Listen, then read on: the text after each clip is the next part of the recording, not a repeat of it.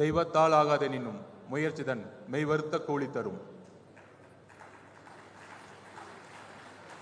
வரவேற்புரை ஆற்றிய திரு ப. சீனிவாசன் அவர்கள், நிர்வாக இயக்குனர், விகடன் குழுமம்.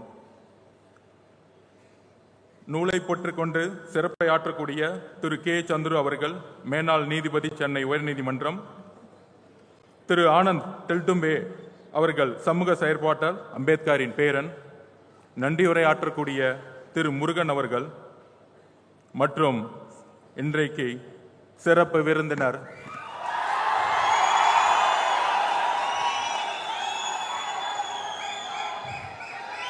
தமிழகத்தின் புதிய கருத்தியல் தலைவராக உருவெடுத்துக் கொண்டு இருக்கின்ற தமிழக வெற்றி கழக தலைவர் திரு விஜய் அவர்களுக்கும் இங்க இருக்கக்கூடிய பத்திரிகை நண்பர்களுக்கும் விடுதலை சிறுத்தைகள் கட்சிகளுடைய தோழர்களுக்கும் தோழிகளுக்கும் தமிழக வெற்றி கழக தலைவர் கட்சியுடன் தொண்டர்களுக்கும் என்னுடைய வணக்கம். நூல் உருவாக்க உரை. நமக்கு ஏன் இத்தனை எதிரிகள் அப்படின்னு பெரியார் சொல்லுவார். அதற்கு முக்கிய காரணம் ஆதிக்கம். ஆதிக்கத்தை எதிர்க்கக்கூடியவர்கள் எல்லோருக்கும் எதிரிகள் உருவாகி கொண்டுதான் இருப்பார்கள், விமர்சனங்கள் இருந்து கொண்டுதான் இருக்கும். ஆனால் அண்ணா கூறியதை போல தாக்கி தாக்கி எதிரிகள் வலுவை இழக்கட்டும், தாங்கி தாங்கி ஒரு புதிய வரலாற்றை உருவாக்கக்கூடிய மேடையாக தமிழக அரசியலில் ஒரு புதிய வரலாறு உருவாகக்கூடிய மேடையாக புரட்சியாளர் அம்பேத்கருடைய நூலை வெளியீட்டு விழாவில் இங்கு இருக்கக்கூடிய மிகப்பெரிய அறிவுஜீவிகள், சிந்தனையாளர்கள், வாழ்க்கையில் தன்னுடைய கொள்கைக்காக சமர்ப்பித்து ஏழை மக்களுக்கும் ஒடுக்கப்பட்ட மக்களுக்கும் தன்னுடைய வாழ்க்கையை தியாகம் செய்த தலைவர்கள் முன் ஒரு பள்ளி மாணவனாக இந்த மேடையில் வாய்ப்பு அமைப்பு கொடுத்த விகடன் குழுமத்திற்கு என்னுடைய பணிவார்ந்த நன்றிகள்.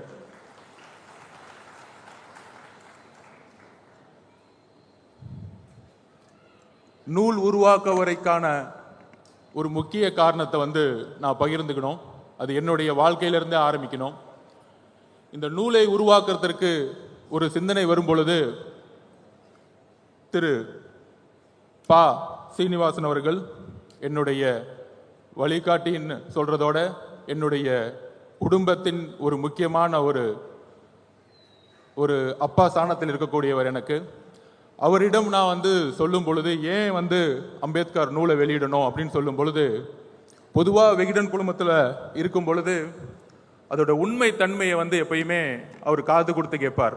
எதற்காக இந்த நூலை இவர் வெளியிடணும்னு நினைக்கிறாரு அப்படின்னு சொல்லும் பொழுது அவரிடம் கிட்டத்தட்ட ஒரு 2 மணி நேரம் 2023 ஆகஸ்ட் மாதம் அவருடன் ஒரு மிகப்பெரிய ஒரு டிஸ்கஷன் நடந்துச்சு.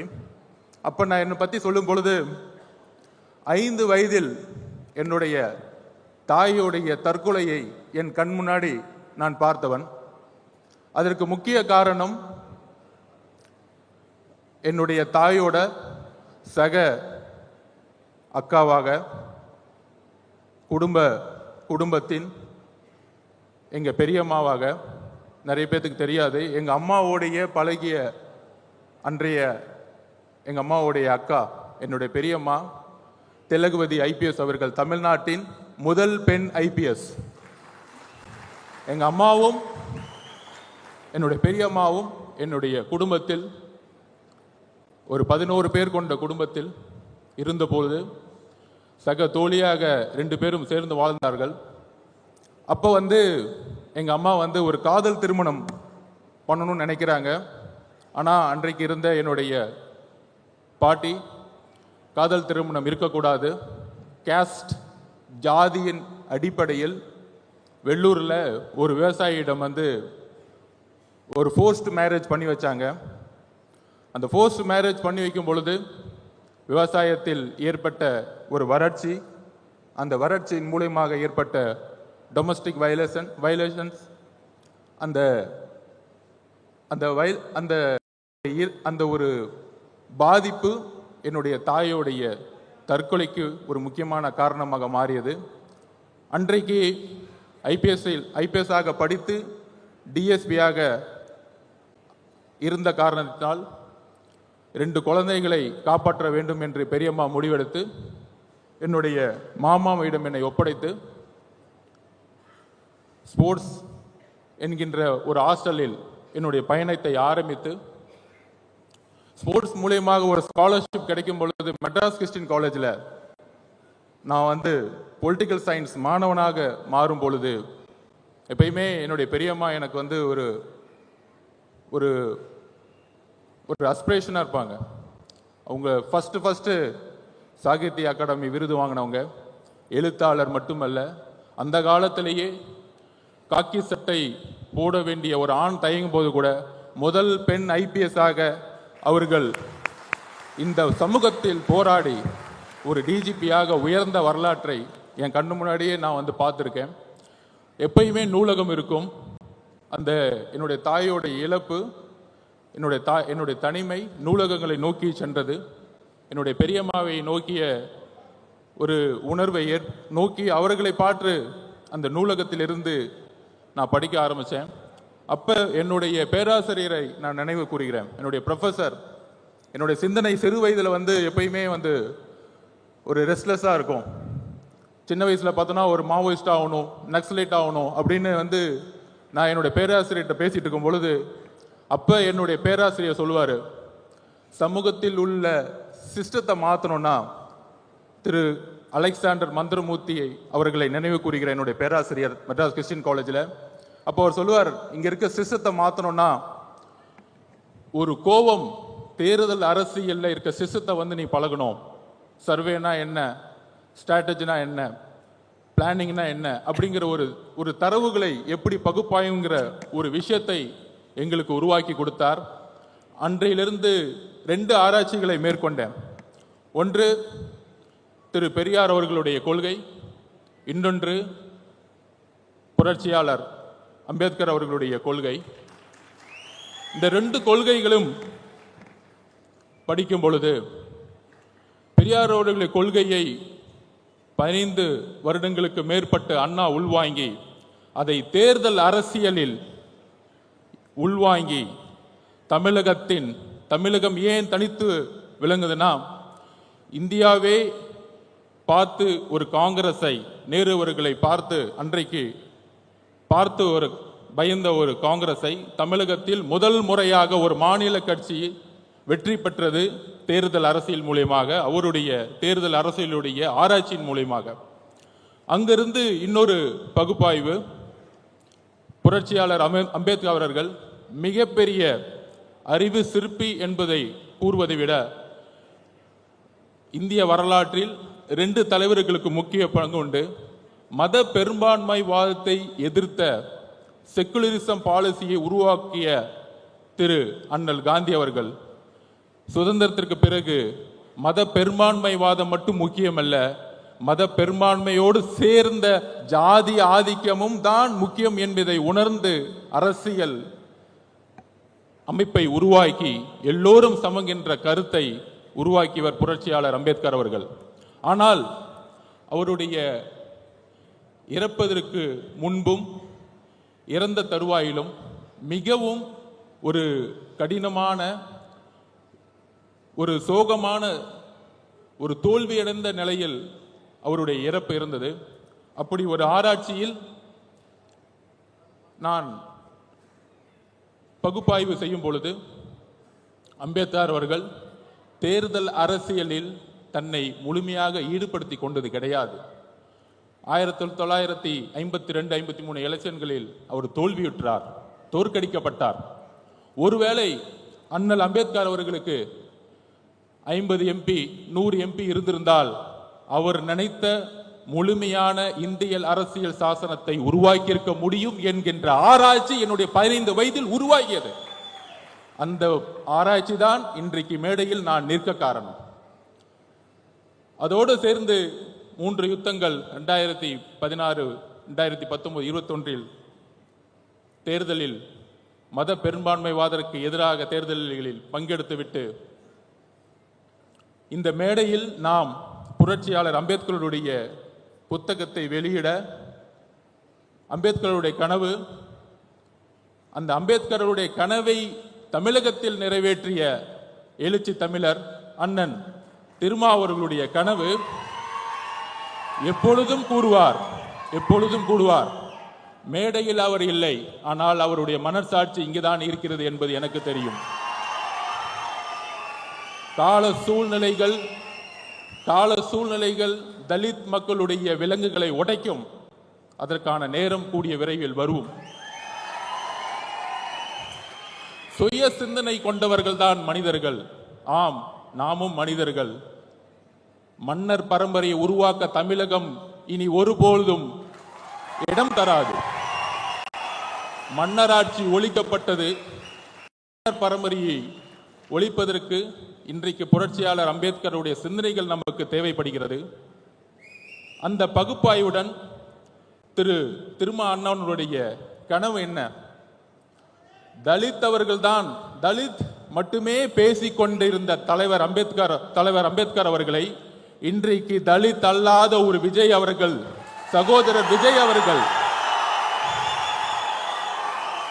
வெளியிடுவது என்பது புரட்சியாளர் அம்பேத்கர் அவர்களுடைய அண்ணன் திருமா அவர்களுடைய கனவு இன்று விகடன் மூலம் நிறைவேற்றப்பட்டிருக்கிறது.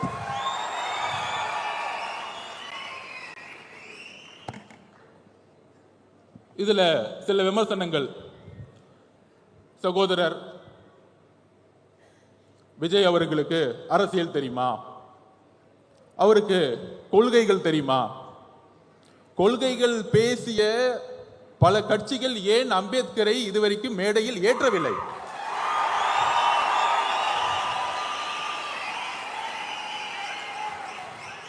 இன்றைக்கு இந்த புத்தக விழாவின் வெற்றி, திரு நிர்வாக இயக்குனர்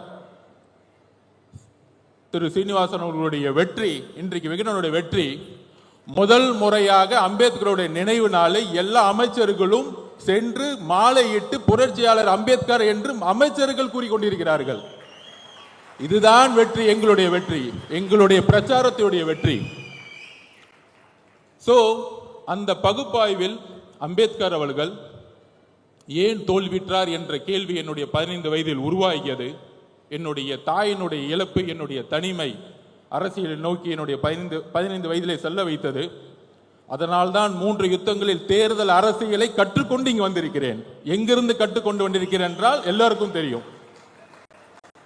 சில விமர்சனங்கள் இதற்கு பதில் சொல்வதை விட 2026 தேர்தலுக்கான பணிகள் 2026க்கான தேர்தலுக்கான பணிகள் மன்னர் ஆட்சியை ஒழிக்க வேண்டும்.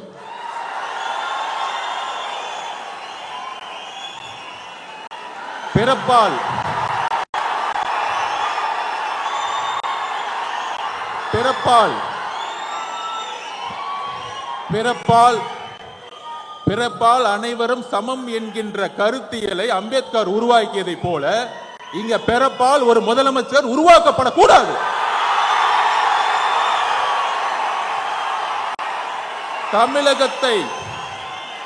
தமிழகத்தை ஆள வேண்டும் என்றால் ஒரு கருத்தியல் தலைவர் தான் ஆள வேண்டும். கருத்தியல் பேசிக்கொண்டு ஆட்சிக்கு வந்த பிறகு ஒரே ஒரு பதிவை செஞ்சுக்கிறேன். மத பெரும்பான்மைவாதம் பேசிக்கொண்டு இங்க இருக்கக்கூடிய நம்மில் ஒரு யுத்தியை உருவாக்க வேண்டும். 2014 ஏன் பிஜேபி வெற்றி பெற்றது? 2014 பிரசாந்த் கிஷோர் அவர்கள் என்னிடம் உரையாற்றும் போது சொன்னார், மோடி அவர்களுடைய பிரச்சாரம்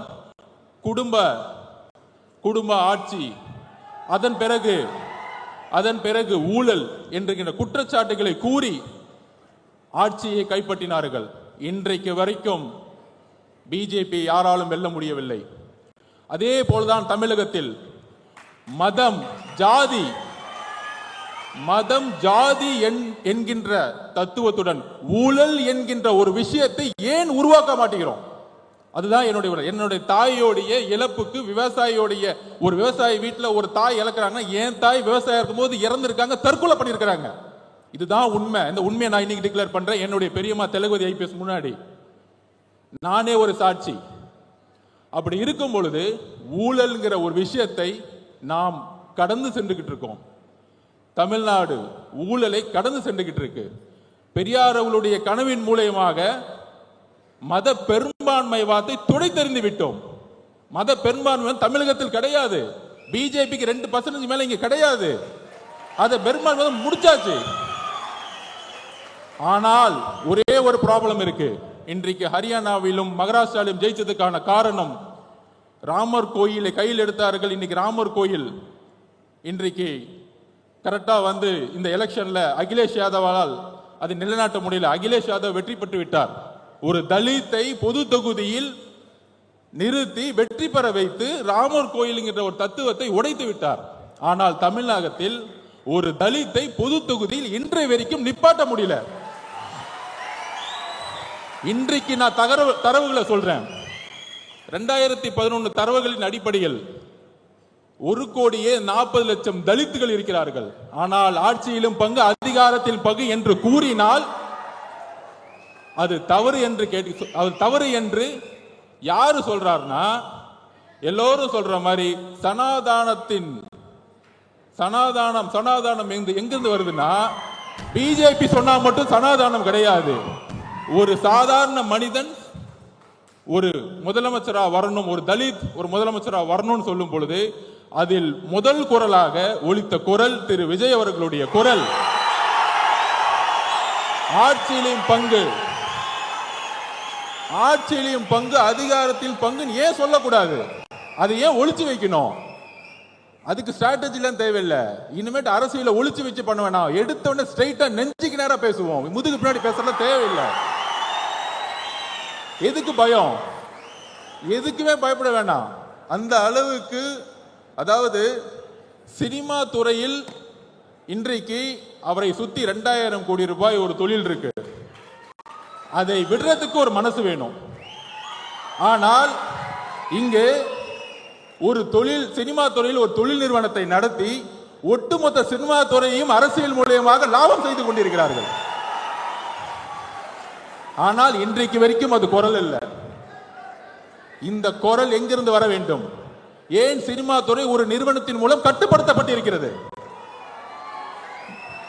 4000 கோடி ரூபாய் இண்டஸ்ட்ரி ஒரு நிறுவனம் எப்படி கட்டுப்படுத்தப்பட்டிருக்கிறது?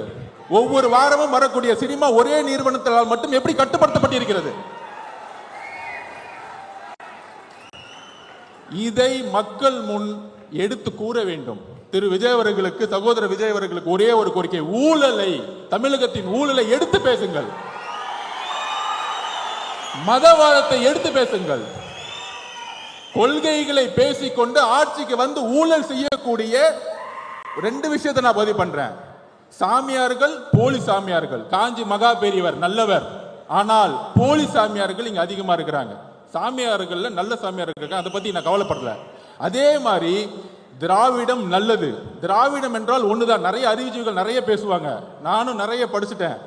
எல்லோரும் சமன் சொல்றதான் திராவிடம், வேற ஒண்ணும் கிடையாது. தமிழ் தேசியம்னா விடுதலை, தமிழ் தேசியம்னா விடுதலை புலிகள் பிரபாகரன் சொன்ன எல்லோரும் சமம், அவ்வளவுதான். அவரும் தான் சொன்னாரு. விடுதலை புலிகள் பிரபாகரன் அவர்கள் எப்பையும் ஜாதி மதத்தை பார்த்தது, மொழியை பார்த்ததில்லை. சோ அப்ப ஒரே ஒரு விஷயம் இருக்கு. இங்கு ஜாதியின் அடிப்படையில் உருவாகக்கூடிய தேர்தல் அரசியல், அதுதான் பிரச்சனை. நான் தலைவர் திருமாவளவனோட தேர்தல் பிரச்சாரத்துக்கு போயிட்டு இருக்கும்போது அங்க இருக்கக்கூடியவர்கள் வெறும் தலித் ஏரியாக்கு மட்டுமே அவர் கூட்டிட்டு போயிட்டு இருந்தாரு. அப்ப தேர்தல் அரசியல் எந்த அளவுக்கு தமிழகத்தில் மோசமாக இருந்து கொண்டிருக்கிறது. ஜாதியோடைய கட்டமைப்பு. நம்ம சொல்றோம் யூபியில இந்துத்துவ அடிப்படையில் இந்த இடத்துல முஸ்லிம் கேண்டிடேட், இந்த இடத்துல இந்து கேண்டிடேட் போட்டா எலெக்ட் பண்ணும்போது கான்ஃபிளிக்ட் வந்துடும், நேர்மையா இருக்க மாட்டாங்க அப்படின்னு வந்து ஒரு பிஜேபி மத பெரும்பான்மை வந்து அரசியல் பண்றாங்கன்னு சொல்றோம். அதே தானே நம்ம இங்க பண்றோம். மதத்தை தூக்கி எறிஞ்சிட்டோம். ஆனா இந்த இடத்துல இந்த கம்யூனிட்டி 60% இருக்காங்க, அதனால தூக்கி அமைச்சரை போடு. ஓகே, அப்படி அமைச்சரா வரவங்க என்ன பண்றாங்க? வேங்க வயல் பிரச்சனை இன்றைக்கு வரைக்கும் தீர்க்க முடியாததுக்கான காரணம் என்ன? காவல்துறை காரணம் அல்ல.